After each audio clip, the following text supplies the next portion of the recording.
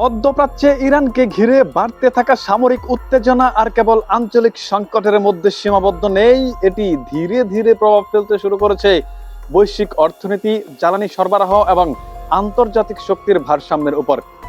যুক্তরাষ্ট্র ও ইসরায়েলের বিরুদ্ধে প্রতিশোধের আগুনে জ্বলছে তেহরান, যার ফলে পুরো মধ্যপ্রাচ্য যেন এক অঘোষিত যুদ্ধে লিপ্ত হয়েছে।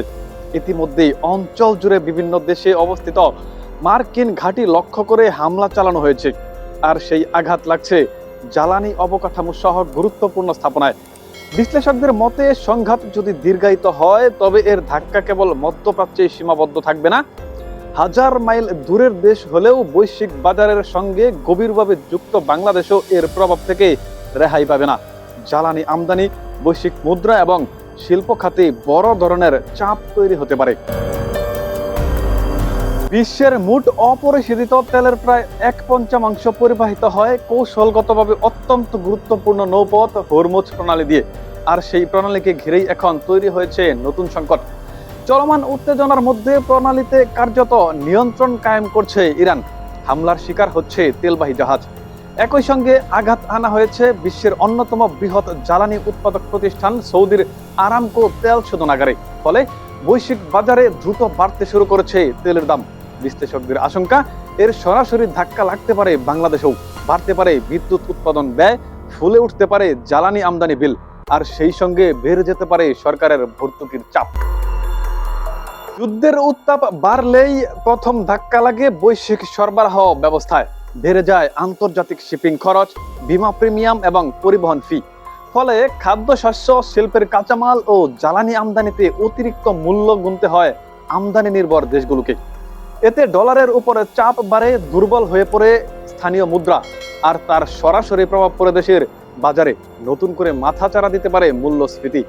একই সঙ্গে বৈশ্বিক অর্থনীতিতে অনিশ্চয়তা বাড়লে কমে যায় ভোগ্যপণ্যের চাহিদা, যার ধাক্কা এসে পড়তে পারে বাংলাদেশের সবচেয়ে বড় রপ্তানি খাত তৈরি পোশাক শিল্পেও। বাংলাদেশের শ্রমবাজার ও রেমিট্যান্সের বড় অংশই নির্ভর করে মধ্যপ্রাচ্যের উপর। কিন্তু ইরানে যুক্তরাষ্ট্র ও ইসরায়েলের যৌথ হামলার পর পুরো অঞ্চল এখন ভারতের স্তূপে পরিণত হয়েছে। প্রতিশোধের পাল্টা জবাবে তেহরান সৌদি আরব, দুবাই ও কাতার সহ বিভিন্ন দেশে থাকা মার্কিন ঘাঁটিগুলোকে লক্ষ্য করে হামলা চালাচ্ছে। সেই আঘাতে ক্ষতিগ্রস্ত হচ্ছে গুরুত্বপূর্ণ স্থাপনা, বাড়ছে হতাহত। ইরানের হামলায় এখন পর্যন্ত নিহতদের মধ্যে অন্তত 5 জন বাংলাদেশি রয়েছে, আহত হয়েছে আরো 10 জনেরও বেশি। বিশ্লেষকদের আশঙ্কা, যদি আঘাত পূর্ণ মাত্রার যুদ্ধে রূপ নেয় তবে মধ্যপ্রাচ্যের বড় বড় অবকাঠামো প্রকল্প থমকে যেতে পারে, আর তাতে বিপাকে পড়বে লাখ লাখ বাংলাদেশি প্রবাসী শ্রমিক, যাদের পাঠানো রেমিটেন্সেই দেশের অর্থনীতির অন্যতম প্রধান ভরসা।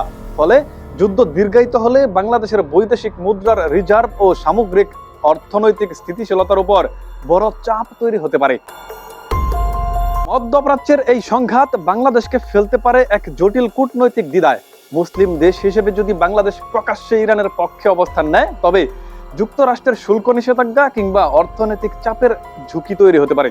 আবার সম্পূর্ণরূপে নিরপেক্ষ থাকলেও দেশের ভেতরে আমেরিকা ও ইসরায়েল বিরোধী ক্ষোভ থেকে অস্থিরতার আশঙ্কা উড়িয়ে দেওয়া যাচ্ছে না।